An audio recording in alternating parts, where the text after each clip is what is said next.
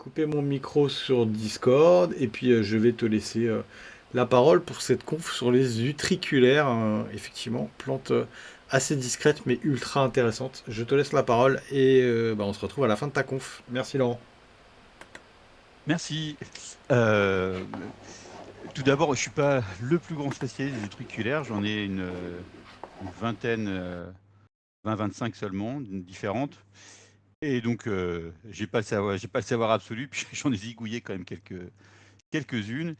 Mais voilà, je voulais juste vous partager quelques informations sur les utriculaires et puis voilà, vous donner quelques exemples de cultures si parfois vous avez envie de vous y mettre parce que c'est des vraies plantes carnivores et qui sont un peu méprisées, même souvent méprisées. C'est pour ça que j'appelais ça de discrètes carnivores. Alors, donc, utricularia, ça vient d'un mot latin, utriculus, diminutif d'uter, et ça veut dire une petite outre ou un petit sac. Et le suffixe "-er", hein, ça veut dire, appartient, qui a des donc la plante a des petites outres ou des petits sacs et on va voir ça assez rapidement. Alors donc ça fait partie d'une grande famille, ces utriculaires, de la famille des Lentibulariaceae, donc comme les Pinguicula et les Jamlicea. Ils sont de la même famille. C'est une grande famille et parfois, les gens ne sont pas tout à fait d'accord pour dire que les 3 sont de la même famille, mais en général, c'est ce qu'on dit. En anglais, c'est Bladderworth, ça veut dire exactement la même chose, qu'en français. Donc je vous ai mis une petite image des utricules que vous avez, à droite et remarquez bien qu'on a l'impression d'avoir des espèces de petits sacs complètement dégonflés. Et vous verrez tout à l'heure que ça c'est une sacrée importance, ces petits sacs dégonflés. Donc on les voit, hop, ici, ici, ici. Donc on a plein de petits utricules. Alors, si vous avez envie de vous intéresser aux utriculaires, bah, il y a un bouquin, il y a un seul bouquin à avoir qui est en vente, hein, vous pouvez un peu partout, vous pouvez l'acheter. Alors c'est pas hyper fun, hein, c'est un truc en noir et blanc, ça fait un peu peur. Mais c'est la Bible, c'est le bouquin de Peter Taylor, heu, qui s'appelle The Genus Utricularia. Donc c'est une monographie sur la taxonomie. C'était publié par, les jardins, royaux de Kew. Si le vous avez peut-être, vous allez peut-être souvent sur le site ça s'appelle POWO, P-O-W-O, et c'est là où, c'est l'ouvrage de référence vraiment sur les espèces. On peut l'acheter, il coûte, 70 €, un truc comme ça, peut-être un peu moins cher, mais vous le trouvez en Angleterre, et en Angleterre, n'oubliez pas qu'ils vous facturent, 10 € de frais, en plus de l'envoi. Il y a les frais de douane. Alors le Peter Taylor, il a passé, sa vie en fait, ça a été de décrire et de réviser ce genre, et donc il a décrit 214 espèces, et avec c'est hyper précis. Moi j'ai eu la chance de l'avoir parce que, les adhérents de Dionée peuvent l'emprunter. Il y a une bibliothèque, à Dionée, et puis il suffit de demander, au président ou à quelqu'un d'autre. Oui, donc tu le trouves, je vois Axius, oui, tu le trouves sur Amazon. Et moi je l'avais eu gratuitement pendant des mois, il me l'avait prêté parce qu'il y a pas énormément de personnes qui sont intéressées par ça. Alors le bouquin et les illustrations sont magnifiques, hein, c'est des illustrations botaniques en noir et blanc, mais elles sont vraiment, vraiment hyper belles. Mais c'est un ouvrage qui est vraiment compliqué. Moi franchement, j'avais compris un mot sur 2. C'est réservé vraiment aux botanistes et aux collectionneurs vraiment, vraiment confirmés. Mais c'est voilà, si on s'y intéresse un petit peu, si on se creuse un peu la tête, c'est vachement intéressant. Il y a d'autres articles, hein, sur les utriculaires parce que c'est un univers qui bouge tout le temps, et là, je vous ai parlé de 214 espèces en 1989, l'année de la sortie du bouquin de Taylor, mais aujourd'hui, on a beaucoup plus d'espèces, et puis ça va baisser, ça va augmenter, alors il y a un article, par exemple, d'Aurélien Bourg dans Dionée, hein, vous pouvez le trouver, hein, il est gratuitement disponible sur internet. Il a mis librement disponible. Voilà, je vous ai mis la référence qui s'appelle donc «Nouvelle espèce de plante carnivore» publiée en 2022, partie 2 Utricularia et il fait le point sur toutes les nouvelles découvertes, d'utriculaires, en 2023 et voilà, c'est un peu complexe, mais son article est hyper intéressant. Voilà, il et surtout, lui, il s'attache à faire une révision. C'est vraiment un travail de fond parce qu'il y a plein de taxons qui sont vraiment mal définis. Donc heu, donc voilà, il est disponible, gratuitement. Il l'a mis gratuitement, ça fait 4 ou 5 pages, hein, c'est vraiment très, très bien. Alors si vous voulez cultiver des utriculaires, il y a quelques bouquins, bien sûr, le bouquin de Blondeau, de Labatte, hein, voilà, vous avez quelques petits exemples d'utriculaires. Voilà, ils en parlent un tout petit peu et puis surtout, il y a le Savage Garden de Peter D'Amato dont on avait parlé de ce grand monsieur avec David. David nous en avait beaucoup parlé, et voilà, enfin pour moi, c'est vraiment une bible ce bouquin et là aussi, lui aussi, il est disponible sur partout. Moi, je l'ai acheté, en Kindle et puis, je l'ai acheté aussi en physique pour toujours l'avoir parce que vraiment, c'est un bouquin qui est hyper, hyper utile et là, lui, il parle pas mal des utriculaires. Il fait la distinction entre les différents types d'utriculaires et donc Savage Garden, il est vraiment, vraiment bien. 2013, donc c'est un ouvrage qui est pas, qui a été révisé, donc qui est assez récent et bon, maintenant, comme il est mort, il sera plus révisé et sans doute que, à l'avenir, il sera peut-être plus aussi disponible donc ouais, c'est vraiment un petit livre de chevet qu'il faut avoir. C'est un bon investissement. Alors si vous êtes hyper calé, si vous avez un peu de sous, parce que là aussi ça vaut dans les, 80 quelques euros, c'est disponible partout, hein. Celui-ci, le bouquin du célèbre, Lubomir Adamek, sur la physiologie, l'écologie et l'évolution des plantes carnivores. C'est un livre vraiment récent, c'est un livre de spécialistes, c'est, Oxford University Press, donc c'est pour les chercheurs, mais c'est aussi pour le public vraiment cultivé et c'est voilà, on vous explique en particulier le fonctionnement des pièges d'utriculaires. Donc c'est un bouquin qui est très utile, mais bon, faut être capable de lire ça en anglais et vraiment s'y intéresser, mais c'est vraiment un très, très beau bouquin pour ceux qui s'intéressent aux plantes carnivores. Vraiment, c'est un bouquin magnifique et très utile. Alors il y a moins de photos, il est moins joli que d'autres, mais au niveau scientifique, il est vraiment très, très bien. Et puis par contre, moi j'aime bien toujours voir les plantes carnivores, dans leur milieu naturel et là, il y a le bouquin de Macpherson, donc qu'on ne présente plus, Carnivorous Plants and Their Habitats. Donc il y a 2 volumes et dans ces 2 volumes, il y a pas que des truculaires, il y a plein d'autres plantes, mais voilà, moi je l'ai acheté, j'en suis très content. Puis on peut encore le trouver et il y a vraiment des super photographies de la plante dans son milieu naturel et franchement, moi je pense qu'on peut comprendre des plantes seulement si on les voit, vivre dans leur milieu naturel. Parce que sinon on a du mal à saisir comment on peut les cultiver et là en plus, enfin franchement les plantes sont vraiment très, très belles. Mais c'est en plus, il y a de très belles photos du triculaire et c'est pas simple de bien, de bien, photographier du triculaire parce que la plupart des trucs se passent dans le sol, quoi, donc c'est compliqué, compliqué. Alors voilà ce que sont les utriculaires. C'est une plante carnivore. Alors là, maintenant, alors ça c'est le panneau alors je veux que ça passe pas. Le panneau que propose Dionée, l'association Dionée. Alors et là, on vous dit qu'il y a 240 espèces. Alors selon, Kew, selon Powell, on est plutôt autour de 240-250 espèces. Si vous allez sur Powell, on vous dit, de 280-285.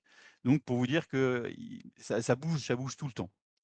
Mais il y a un truc qui est commun à toutes ces utriculaires, c'est, les petites outres qui forment le piège et le mouvement qui est toujours le même, hein. Il y a un mouvement qui est déclenché en un millième de seconde et qui capture en fait des toutes petites bestioles dans l'eau ou dans le substrat. Alors je vous expliquerai ça plus en détail tout à l'heure. Donc on a des fleurs qui sont souvent très belles et puis on a toute une partie de la plante qui est soit dans le sol, soit dans l'eau et comme je vous l'ai montré tout à l'heure, bah, il y a des petites outres, des petits utricules et quand une bestiole s'approche, d'une sorte de porte en fait, hein, de cette outre et bah, hop, elle est aspirée, le piège se referme et elle est digérée. Elle est emprisonnée et digérée parce qu'il y a des glandes digestives acides en fait, qui détruisent la bestiole. Voilà, donc je vous parlerai tout ça. Donc on a une valve et on a des poils sensitifs qui sont très, très importants pour le déclenchement du piège. Hop. Alors, beaucoup, beaucoup d'espèces, énormément d'espèces et partout dans le monde. Vous voyez, là, je vous avais mis, l'exemple de la photo de Dionée, où on voyait qu'il y a quelques zones où on n'avait pas du tout d'utriculaires, voilà. Mais on n'en avait pas parce qu'on on les avait pas encore trouvés. Hop, désolé, j'ai fait des allers-retours et là, on voit bien que, à part quelques rares pays dans le monde, mais peut-être parce qu'on les a pas cherchés, exemple, en Afrique, vous avez, du côté de la Somalie, bon, peut-être vous y irez en vacances, mais pas moi, pas pour l'instant. L'Arabie Saoudite, bon, c'est un désert, et c'est pas très accessible, hein. Et puis le Sahara occidental, même chose, hein, c'est pas des endroits où on va très, très, très souvent. Donc, heu, les zones blanches, à part tout ce qui se passe très, très au nord ou très, très au sud, bah, souvent si on n'a pas d'utriculaires, c'est parce qu'on ne les a pas réellement cherchés. C'est vraiment des plantes qui ont fait la conquête de la terre entière. Donc c'est un truc fou, quoi. Et c'est une plante, même si elle est toute petite, enfin même si ses pièges sont tout petits, parce que la plante en elle-même, elle peut être un peu assez grande, et ben, c'est vraiment l'un des mécanismes les plus sophistiqués, le plus rapide du règne végétal. C'est vraiment, une merveille en fait d'ingénierie. C'est un truc fou, quoi. Et il s'agit de pièges à aspiration active qui fonctionnent grâce à la différence de pression entre l'intérieur et l'extérieur. On appelle ça la pression hydrostatique. Alors voilà comment ça fonctionne. Alors tout d'abord, il y a une mise sous vide. C'est ce que je vous ai montré au tout début. S'il y a des espèces de petites, glandes là qui paraissent un peu molles, un peu vides. Eh bien, dans ces outres, il y a des petites glandes spécialisées qui pompe l'eau et qui transfère l'eau vers l'extérieur. Et à ce moment-là, évidemment, les parois de l'utricule se rétractent et il y a une pression négative à l'intérieur et le piège, là, il est prêt. Donc il y a une pression à l'intérieur. C'est pour ça que ça paraît complètement dégonflé. En fait, c'est une pression négative. C'est pour ça que ça paraît dégonflé parce qu'autour, il y a de l'eau et puis l'eau, évidemment, elle fait pression. Heu, l L'utricule a une sorte de porte que je vous ai montré avant.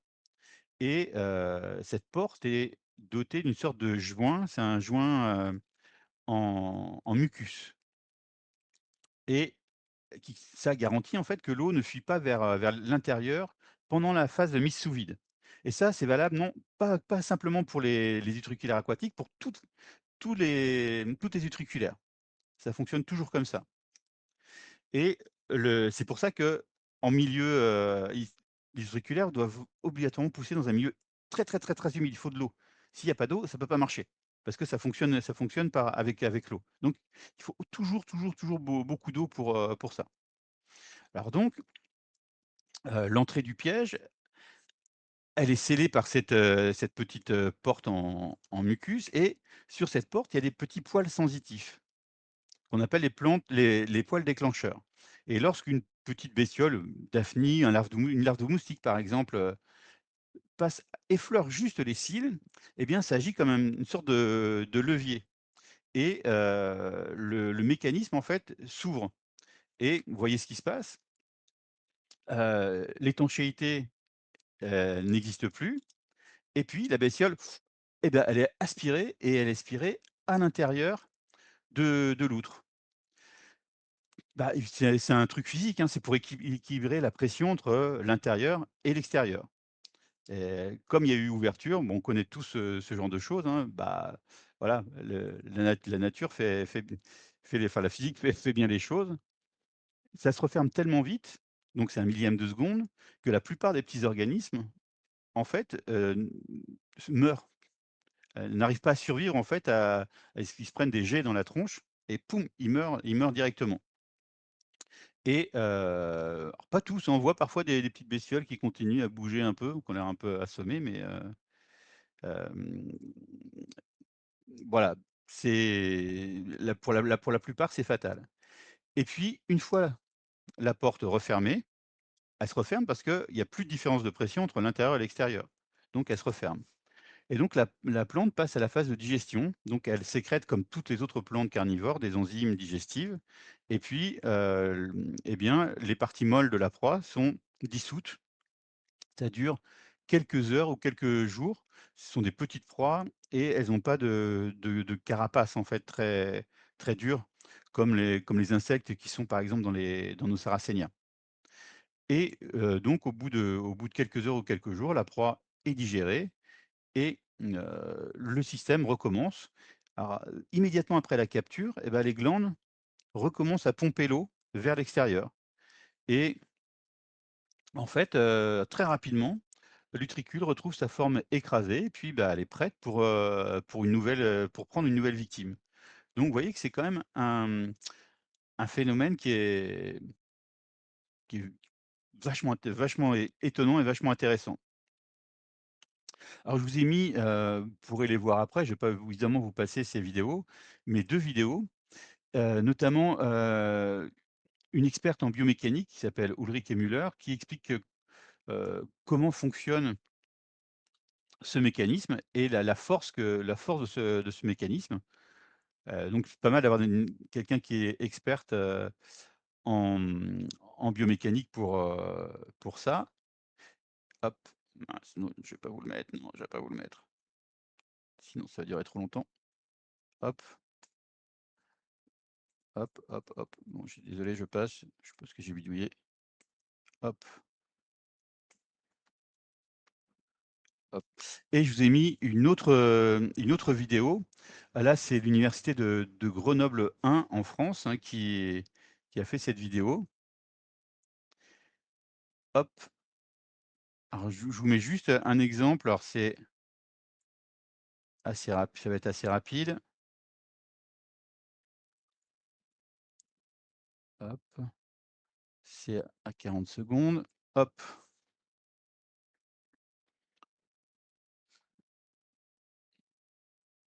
alors moi j'ai un petit décalage entre Discord. Hop,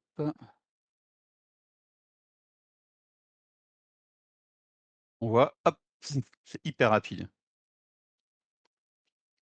Alors en slow motion, alors c'est 240 fois moins rapide. Hop, c'est même 240 fois moins rapide, mais c'est toujours hyper rapide. Donc c'est quand même un truc fou. On voit là ce que vous voyez, je pense et voilà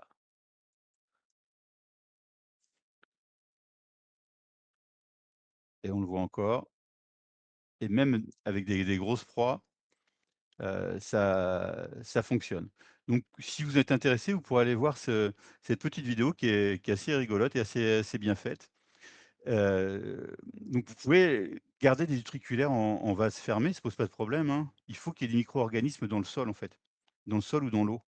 C'est ça qui fonctionne et il faut pas imaginer que ça mange, énormément de bestioles, hein. Ça a pas besoin non plus de manger énormément. Mais il faut qu'il y ait un substrat qui soit vivant. Alors ces utriculaires forment un genre qui est le plus vaste et le plus diversifié des plantes carnivores. Et pour les classer, on les classe, généralement selon leur milieu de vie. C'est beaucoup plus pratique.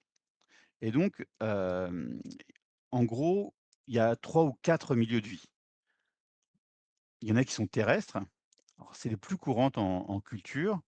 Elles poussent évidemment dans des sols saturés d'eau, des tourbières, des sables humides, ce qui est intéressant, c'est leurs fleurs, parce que les feuilles, vous les voyez quasiment pas. Elles ont pas vraiment d'intérêt et tout se passe dans le sol. Mais les fleurs sont comme, Bisquamata que vous voyez ici, sont des petites fleurs très, très, très jolies. Alors ça, ce sont les terrestres. Quand je dis terrestre, ça veut dire que ça vit vraiment dans de la tourbe, très aérée évidemment et toujours gorgée d'eau, sinon ça peut pas fonctionner. Hop, vous voyez, moi j'avais acheté ce machin chez Jardiland, un truc comme ça, voilà. Alors il y en a d'autres qui sont aquatiques, mais ça fonctionne toujours de la même manière, hein. Heu, Elles flottent donc librement dans l'eau, soit dans l'eau stagnante ou une eau qui coule doucement et elles sont pour nous, elles sont plus intéressantes parce que, heu, les pièges sont souvent plus gros et sont visibles à l'œil nu. Ça, par exemple, c'est dans mon bac à Aldrovanda qu'elle se trouvait donc on voit bien les utricules, c'est assez joli.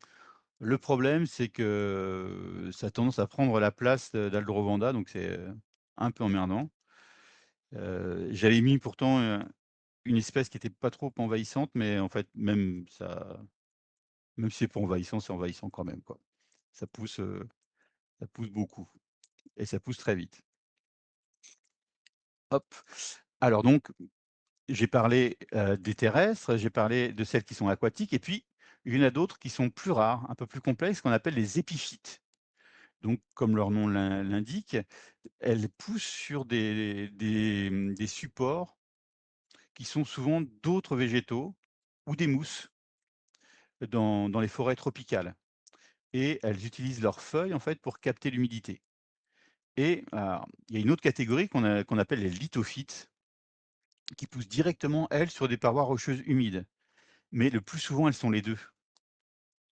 Parce que sur ces parois rocheuses humides, bah, il y a des mousses, des choses comme ça donc c'est c c'est souvent voilà, elles sont souvent et épiphytes et lithophytes.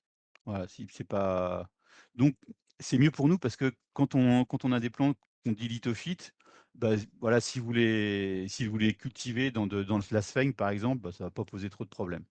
Voilà, donc c'est plus pratique. Donc il y a la fameuse, Quechille qui pousse, sur les parois de grès des tépuis au Venezuela et qui sont souvent nichées dans des fissures et encore une fois avec des mousses, gorgées d'eau. Et puis il y a Alpina, moi j'en ai 2 types d'Alpina, j'ai celle-ci qui vient vous voyez bien, de Giardino Carnivoro, puis j'en ai une autre qui vient de chez Teddy, qui a un clone un peu spécifique. Voilà, qui est plus grande, mais qui forment des utricules qui font, 5 ou 6 millimètres, qui sont vraiment très, très gros, mais j'ai quand même un peu de mal à faire pousser Alpina qui a rien à voir avec les Alpes, hein, mais qui vit dans les Antilles, en Amérique du Sud, hein. Ça a rien à voir du tout avec les Alpes. Voilà donc pour les différentes catégories de, de ces plantes. Alors maintenant, on va passer plutôt à des petits conseils de culture et puis, voilà, vous pouvez me dire ce que vous faites vous, parce que moi ça m'intéresse. Parce que comme je vous dis, il y en a que j'arrive pas vraiment à faire pousser. Alors pour moi, le Graal, ce que je voudrais faire pousser, et je l'ai vu chez un collectionneur, chez lui, ça pousse comme de la mauvaise herbe, il me dit, ça me donne envie de m'ouvrir les veines. C'est l'utriculaire qu'on appelle Menziesii. Donc on a surnomme Red Coats parce qu'elle ressemble au manteau rouge qu'avaient les Anglais, les militaires anglais au 19e siècle. C'est la plante que vous avez sur la droite. Donc vous voyez les feuilles, n'ont pas d'intérêt, mais la fleur est quand même vraiment magnifique. C'est une plante australienne, donc sud-ouest de l'Australie et alors elle a une particularité qui la rend encore plus intéressante, c'est qu'elle a des tubercules souterrains. Ça fonctionne. Alors ça l'est pourquoi? Parce que, ça lui permet de survivre aux étés, australiens qui sont terribles dans la région et donc ça fonctionne un peu comme les Drosera tubéreux. Donc c'est une plante bulbeuse à croissance hivernale, exactement comme les tubéreux, en fait. Heu, donc elle émerge lorsque les pluies arrivent. Ouais, quelqu'un me dit: «C'est tempéré», bah, ouais, c'est tempéré. C'est une plante qui vit, c'est ça la difficulté, c'est un peu comme, comme Alba. Si quelqu'un a Drosera alba, bah, si c'est trop chaud, là, par exemple, pour faire pousser Menziesii, c'est 10-15 degrés. Un garage, par exemple, c'est l'idéal. Un garage avec des LED parce qu'il faut balancer, de la lumière, 15-16 heures par jour, sinon ça va pas pousser. Alors chez le copain chez qui je suis allé, il y a des fleurs, hein. Il arrive à avoir des fleurs. Il lui a vraiment il a mis en très, très bonnes conditions. Je vous dis, un garage avec des LED qui balancent. Donc c'est parfait. Donc ça croît l'hiver comme ça et puis ça disparaît complètement pendant l'été et ça disparaît sous forme de bulbe et ce tubercule en fait, survit dans un substrat qui s'assèche en fait progressivement. Et alors c'est le même problème que, je vous ai mis la petite fiche, c'est le même problème que pour les tubéreux, c'est comment on va réussir à faire cette dormance? Et ça c'est un truc vraiment, vraiment compliqué. Alors je sais pas si quelques-uns d'entre vous réussissent à faire pousser cette plante-là, franchement. Moi, c'est une sorte de ouais, j'avais 2 trucs, Aldrovanda et puis ça. Aldrovanda maintenant, grâce à Christelle, c'est bon et ça, c'est vraiment, vraiment compliqué parce que le bulbe a tendance à pourrir. Donc il faut qu'il s'assèche, mais pas complètement parce que sinon il meurt et il faut pas qu'il la pourriture se mette dedans. Donc c'est vraiment pas simple. C'est vraiment pas simple. Alors par contre, le truc, pénible, c'est qu'il fait très chaud là-bas l'été et donc il faut quand même de la chaleur pendant cette période de dormance.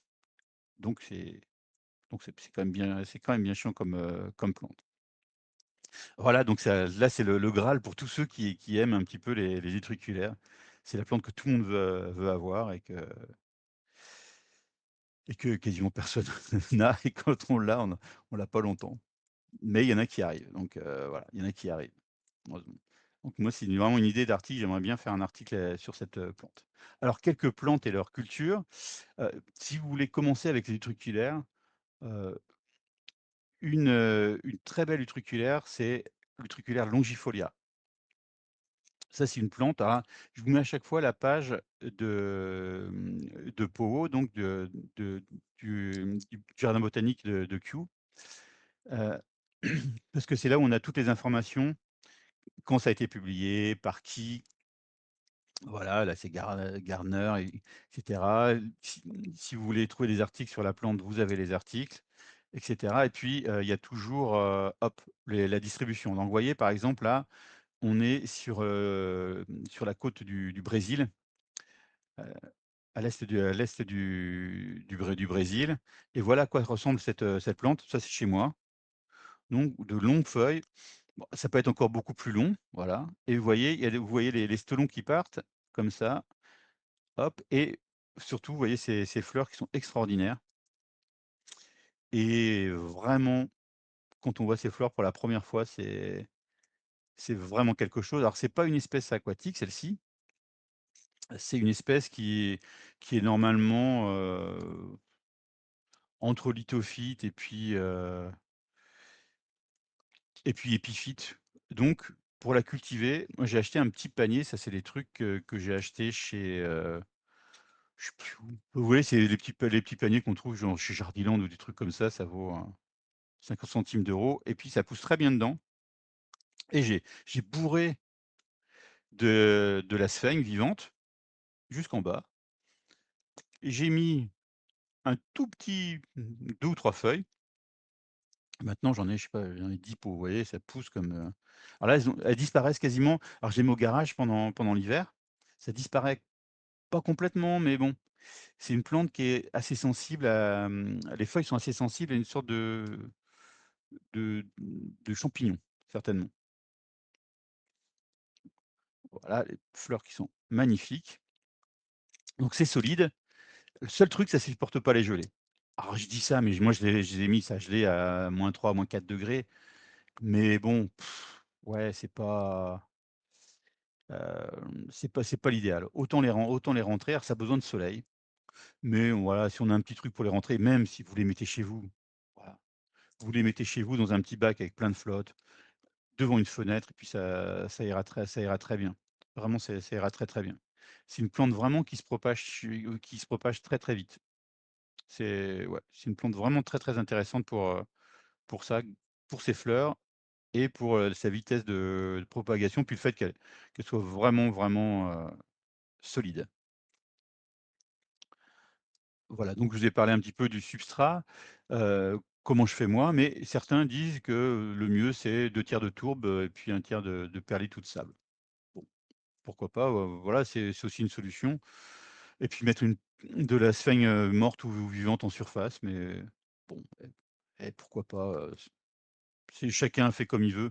Moi franchement la sphaigne vivante, je trouve ça très bien, j'ai jamais eu de problème. Ça laisse de la place et puis ça a l'air de bouffer des bestioles donc voilà, c'est très bien. Méfiance quand même, si vous mettez ça chez vous, en intérieur pendant l'hiver, c'est que le plein soleil direct, ça brûle les feuilles. Elles sont pas faites pour rester en plein soleil.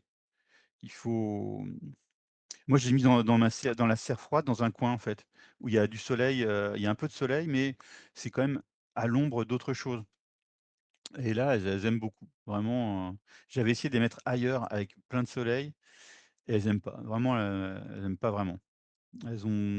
C'est vraiment une plante qui aime la lumière vive, mais un peu comme les Nepenthes, quoi.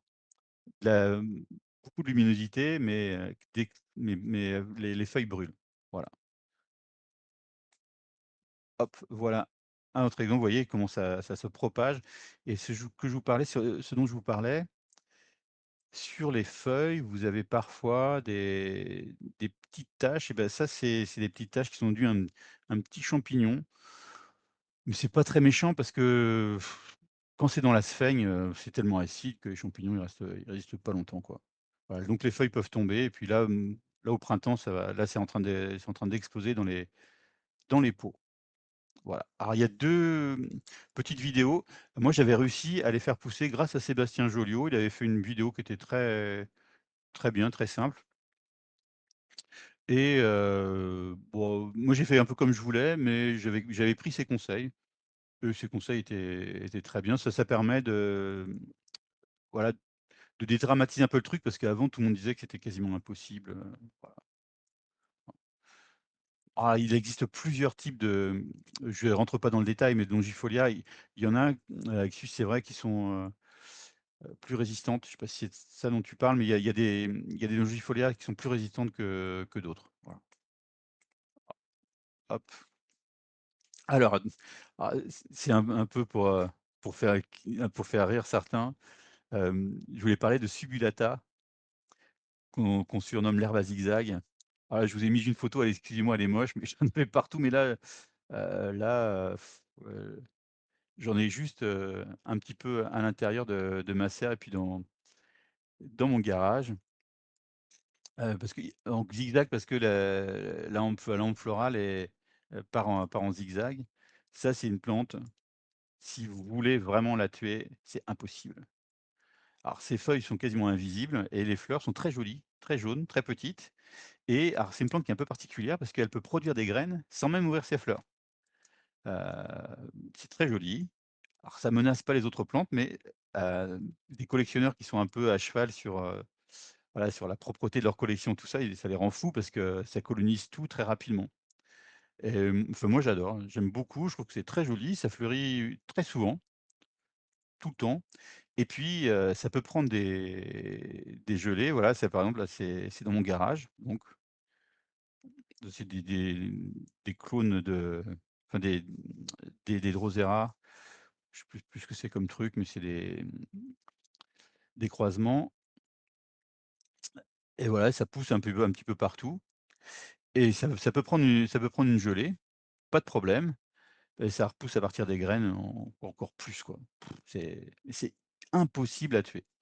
Alors il y en a qui peuvent y arriver, mais franchement, je pense que si vous arrivez à ça, vous serez très riche dans le monde des carnivores parce qu'il y a des je vous dis, il y a des gens qui veulent vraiment les éradiquer. Si vous trouvez une solution, ils seront très contents. Moi, j'ai des radices pois, je trouve ça très mignon, très très joli. C'est une plante qu'on connaît depuis très, très, très, très longtemps et voilà que de toute façon, si vous achetez des plantes, alors moi, j'en avais acheté chez un Italien, par exemple, il en a partout. Donc si vous achetez un truc chez lui, 2 mois après, vous en avez plein le pot, donc voilà. Bon, je trouve ça plutôt rigolo parce que, comme je vous dis, ça rentre pas en concurrence avec un Sarracenia, quoi, c'est pas possible. Ah, mais comme vous voyez, c'est quand même curieux, hein, parce que ça va très bien chez nous, mais c'est une espèce qui est une espèce en grande partie tropicale ou au moins de pays très chauds. Voilà, donc c'est une terrestre qui est vraiment, vraiment curieuse, vraiment très curieuse.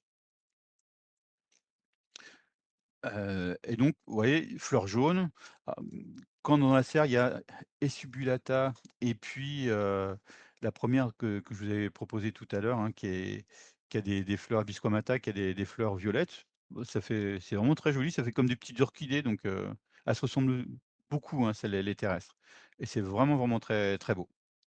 Alors, je vais un peu plus vite maintenant. Voilà,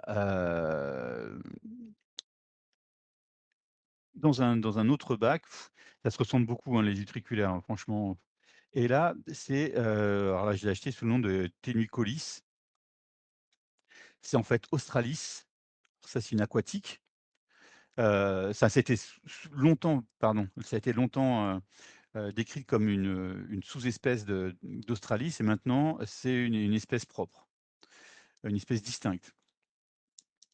Franchement, je suis incapable de voir la différence. Et puis, je pense que voilà, des spécialistes peuvent voir la différence, mais pas trop. Là, ça se trouve dans mon bac d'Aldrovanda vesiculosa.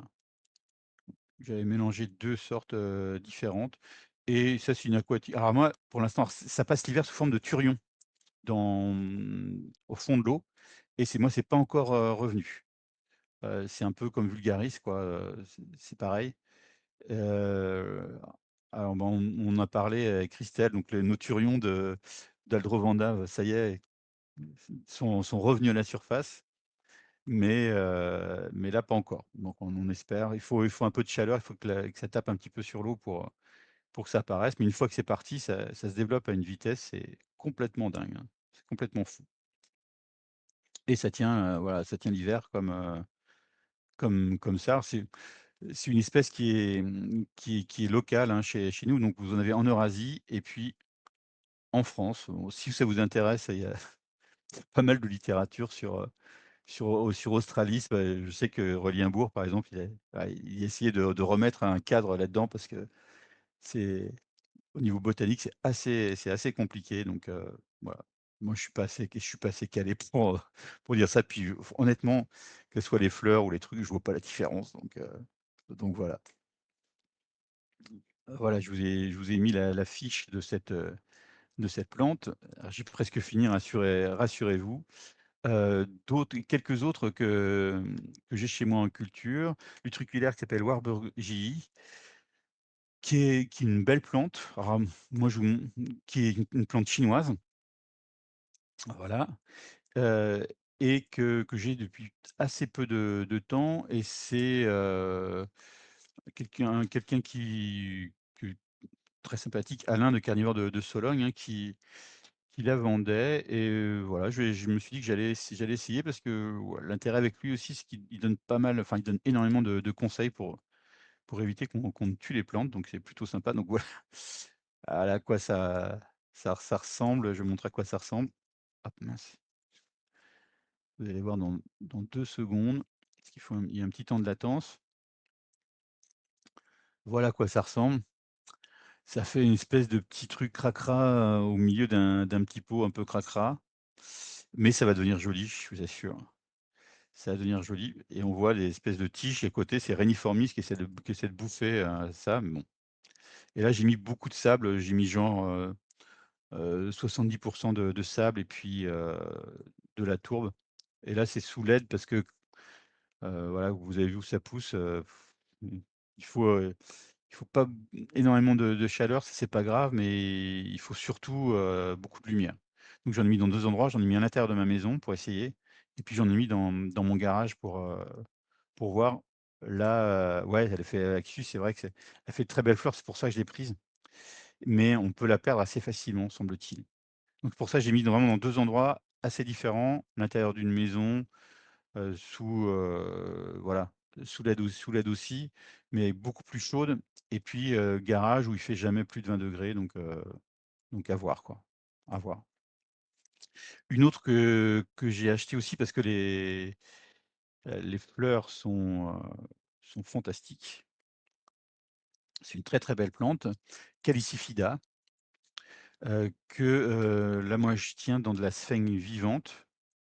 Alors, proche de la fenêtre, pas en plein soleil, dans un aquarium terrarium avec les Nepenthes. Alors là, c'est quand je l'ai reçu, à gauche, ça fait un peu peur et puis maintenant, aujourd'hui, vous voyez, bon, ça fait moins peur. Là, ça y est, les feuilles sont bien, on sent qu'elle voilà, elle est en train de se nourrir et en fait, j'ai mis ça dans une espèce de petit panier que j'ai acheté, tout ça sur ma vie de consommateur. J'ai acheté ça et j'ai vu ça chez Action, en fait. Je suis allé et ils ont des espèces de petits paniers, je sais pas à quoi ça sert, ça doit être pour mettre des crayons, je sais pas quoi et je me suis dit: «Mince, c'est ça qu'il me faut» et j'ai mis ça et ça a l'air de bien marcher, les petits paniers en plastique qui coûtent rien du tout. J'ai payé ça 20 centimes et voilà, je pense que ça va bien fonctionner. Enfin, j'espère, vous voyez, quelques Nepenthes au fond qui ont un peu eu trop de soleil, ces derniers jours. C'était hier, donc on a eu 3 jours de soleil depuis 3 mois. Donc les plantes, elles ont pas trop apprécié le changement de soleil. Voilà, à quoi ça ressemble sur le site de Kew, Calycifida. Voilà, voilà. Oh, faut que je me dépêche et voilà où ça pousse, hein. Moi je regarde toujours, évidemment où ça pousse, donc là c'est vraiment, le nord de l'Amérique du Sud. Donc ça vous montre un peu, dans quelles conditions vous devez les garder. Beaucoup d'humidité évidemment et de la chaleur. Ah et heu, pour terminer, Cornigera et Reniformis. Alors la distinction entre Reniformis et Cornigera, elle est vraiment complexe. Elle se fait surtout, par les fleurs, mais ça ressemble beaucoup. Reniformis, ça veut dire en forme de rein. Vous allez voir les feuilles. Hem, Auparavant, c'était pas reconnu comme 2 espèces distinctes. Maintenant, ce sont 2 espèces vraiment bien distinctes et encore une fois, c'est vraiment les fleurs qui permettent de les reconnaître. Ce sont des fleurs violettes qui sont vraiment extraordinaires. Heu Cornigera, corne, en fait, il y a une petite corne en bas de la fleur et c'est comme ça qu'on la reconnaît. Mais bon, quand il y a pas la fleur, franchement, alors bon. On dit que Cornigera, elle est plus grosse, elle est plus robuste. Moi, j'ai tout, hein, ouais, j'en ai plusieurs et j'arrive pas toujours à les différencier quand je vois pas les fleurs. Donc je vous montre quelques photos, donc Cornigera, voilà, c'est qui vit au Brésil et puis c'est la même chose pour Reniformis, hein. Et vous voyez les fleurs qui sont extraordinaires, qui vit aussi au Brésil, dans les mêmes endroits, hein, quasiment dans les mêmes endroits. Et vous voyez, alors moi, chez moi, c'est dans le garage, sous l'aide dans le garage. Je les sors l'été parfois, mais en fait, elles s'en foutent complètement. Elles sont bien dans le garage, donc je les laisse. Et franchement, donc ça, c'est Cornigera. Quand vous voyez ça, ça a quand même de la gueule, quoi. On dirait un truc extraterrestre.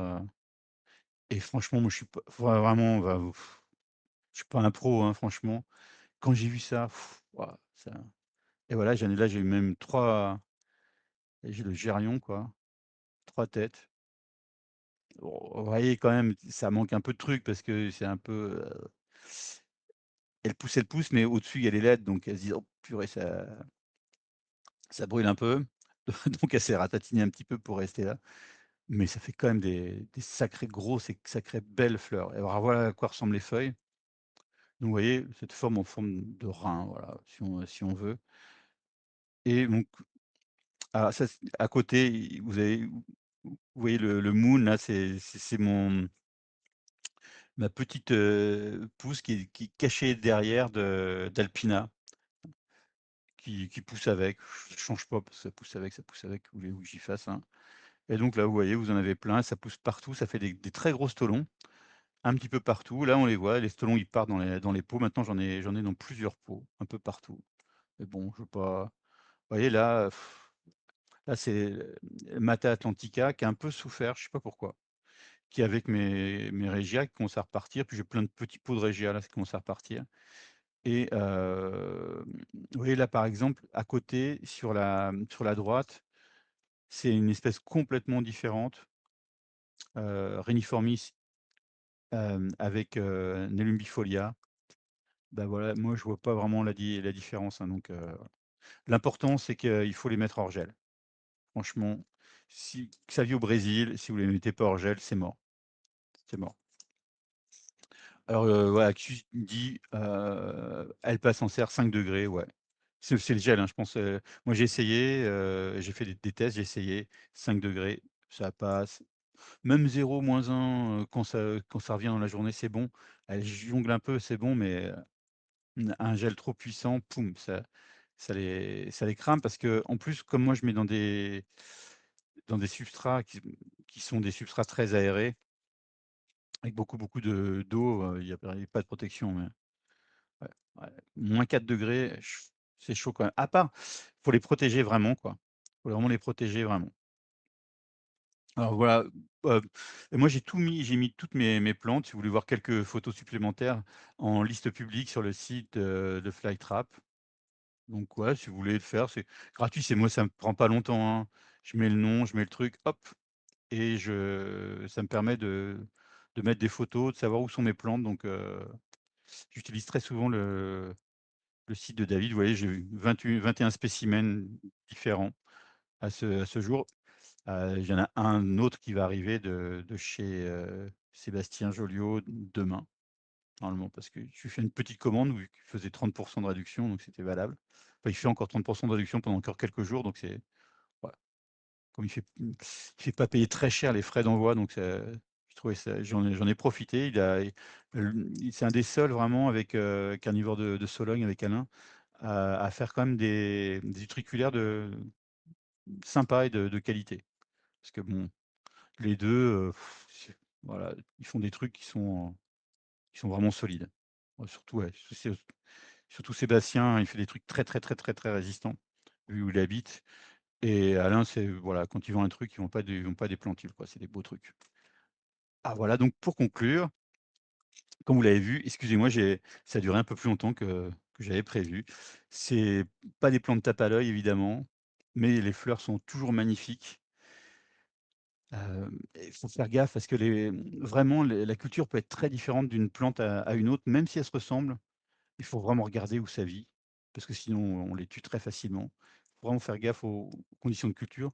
C'est pas des plantes très chères, parfois elles sont introuvables, mais même quand elles sont introuvables, heu, franchement, en plus c'est des plantes vraiment de passionnés, c'est pas un truc, je veux dire, c'est pas les sarracéniens, on va pas vous vendre ça à 600 balles. C'est des plantes vraiment de gens qui aiment. Et le truc, c'est que ça les embêterait qu'on tue enfin, si vous tuez la plante, ça va les embêter vraiment, mais sinon, voilà, ils sont vraiment vraiment beaucoup, beaucoup dans le partage. Et moi, je trouve vraiment que c'est une satisfaction de savoir les cultiver. Et chez moi, ça a fait son petit effet quand les enfants, tout ça, ma compagne sont entrés dans le garage et ils ont vu ça. Ah, ouais, ça a quand même de la gueule. Alors attention, David vous le dirait, je pense, si vous mettez ces genres de trucs en terrarium, et que ça fait des petites fleurs très jolies, ça peut être, vite très, très envahissant. Donc méfiance, méfiance, méfiance. Et voilà, j'en ai terminé. Hop, je te Merci laisse reprendre la beaucoup. main, David. C'était parfait. Ouais, est-ce qu'on m'entend bien? Est-ce que ça marche? Alors attends, je vais te J'enlève récupérer ici. le partage d'écran. Allez, hop. Je récupère le Discord. C'est bon. Désolé, c'était un peu long. J'avais pas calculé en plus, Non, mais j'ai fait ça à écoute, l'arrache. c'était.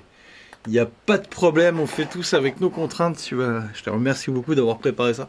C'était ultra intéressant une fois de plus. T'as fait plein de genres méconnus et pas forcément appréciés. À chaque fois, tu nous as montré pourquoi il fallait aussi peut-être regarder leur culture pour les apprécier au fur et à mesure.